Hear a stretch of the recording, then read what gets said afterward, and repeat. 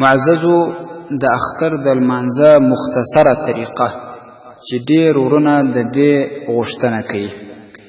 اول به نیت وکړي، نیت کوم د اختر د لمانځه په 6 تکبیره واجب په دې حاضر وخت د ساعت مخ مې دی پر لوري د کعبې شریفې، اقتدا مې ده په دې حاضر امام پسې الله اکبر. د تکبیر تحریمه څخه به وروسته لاسونه تر نامه لاندې وتړي. د دې څخه بعد کې سبحانک اللهم تر اخره پورې ویل کېږي. د دې څخه وروسته بیا 3 تکبیرونه واجب ویل کېږي.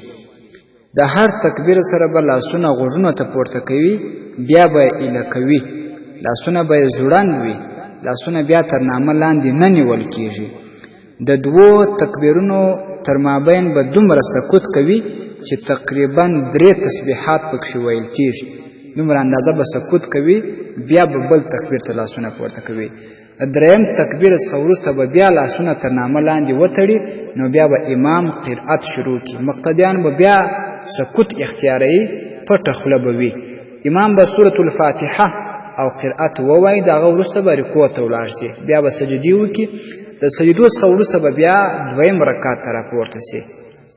په 2م رکعت کې به بیا امام اولنۍ سورة الفاتحه او قرأت وایي، بیا به مقتدیان چپ وي. د سورة الفاتحه او قرأت وروسته بیا 3 تکبیرونه ویل کېږي. په دغه تکبیرونو کې بیا لاسونه پورته کېږي غوږونو ته، بیا ایله کېږي.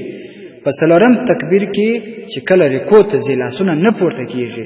چې څنګه 4م تکبیر ووایي، د هغه څخه وروسته به بیا رکوع ته ولاړ شي.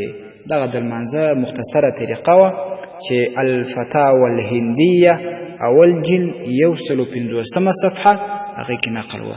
السلام علیکم ورحمة الله وبرکاته.